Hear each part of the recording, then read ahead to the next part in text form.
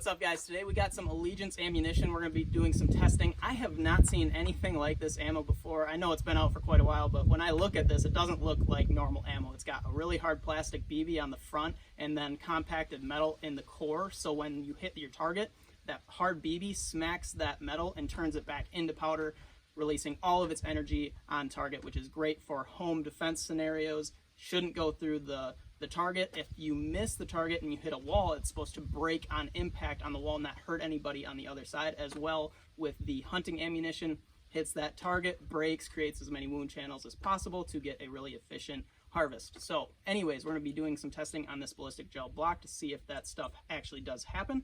We're going to test the velocities on a chronograph, and then lastly we're just going to shoot a bunch of ammo and see if it is reliable or not. So let's get right into it.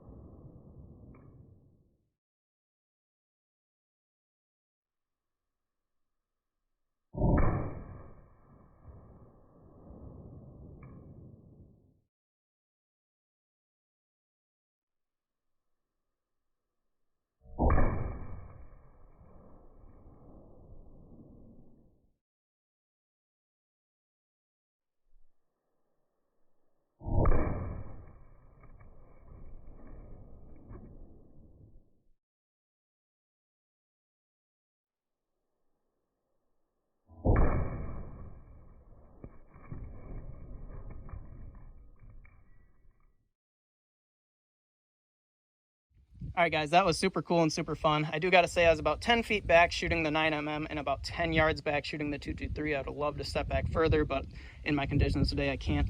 Anyways, I did some controls. You can see here the 9mm FMJ 115 grain came all the way through, little pinhole, left the block at like 18 inches. And then the 55 grain 223 FMJ sort of came in, didn't do much. Looks like it tumbled here, left a big wound channel, broke off, but then exited the block all the way at 20 inches. Not good, either of those for hunting or self-defense. You get into the OneStrike 9mm, awesome. Just completely dumps all of its energy right there. Didn't go past 5 inches on this block. Then you get into the OneStrike self-defense round, and this was surprising to me. It did a really good job, broke up right away, did what it's supposed to do, but it did continue and traveled out the end of the block a whole 20 inches. Not the best for self-defense. Now, depending on the other videos you might watch, it does almost like what this HogStrike does. So this could have been a fluke or just a random happening, but it did go through the block, and I don't think that would be the best for self-defense, but it did rip that target up pretty darn good. With the HogStrike, I mean, this thing is awesome. At 1 inch, just started fragmenting, created a ton of huge wound channels, would be great for a super efficient harvest. In my opinion, I would use this as self-defense over the OneStrike. So I'm leaning towards the HogStrike. I really like that a lot. Shot the target again, had some mixed results, guys. Of course, again, that first self-defense round went all the way through like it shouldn't have. And then now the second time I shot that self-defense round, it ended at 10 inches like it should have. First hunting round stopped at 11 inches like it shouldn't have, and second one came at 16 inches like it should have. Main takeaway, in my opinion, way better than an FMJ that doesn't disperse its energy until around 9 inches, goes through the block and just keeps going in a full chunk. You got this stuff, you've got most of the mass is already out of these bullets by time they get to 9 inches, 8 inches, and if anything does go through, it's got to be a lot less energy than a full FMJ.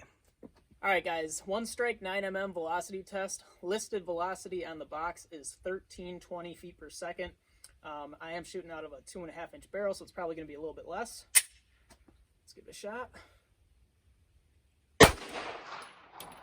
1285. 1268. 1287. 1302, 1276. So pretty consistent within 50 feet per second, but out of a little 2.5-inch barrel like this, you know, that's what you're going to get. All right, guys, now we have the OneStrike 5.56. Should hit around 2,885 feet per second. I got it on a 16-inch barrel. I know I got the suppressor on there, but from my other testing, doesn't change the velocity all that much. Okay, 1986. 1957. 1957. 1914. Pretty good. We'll just try it without the suppressor anyways. 1961. 2961 and 2973. All right, guys, so that is the velocity readings on these things. Pretty close to what they were listed. There is, fluctuation from shot to shot, but it's all pretty darn close to their listed muzzle velocity. And, you're going to get fluctuation with any kind of ammo whatsoever. So I think they did all right. All right, now we're going to test the reliability and just pop a few rounds off.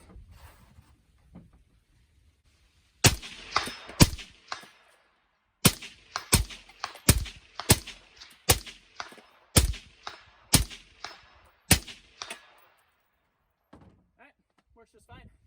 HogStrike.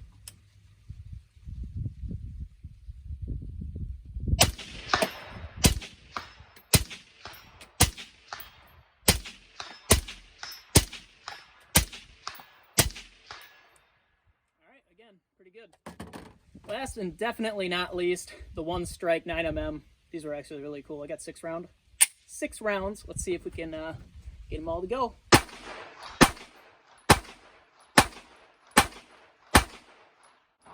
Shot at a 100-yard target. That's cool. Works fine though.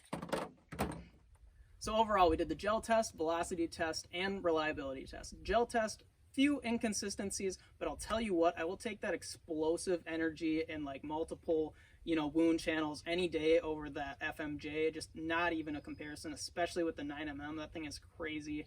Just instant explosion inside of a medium.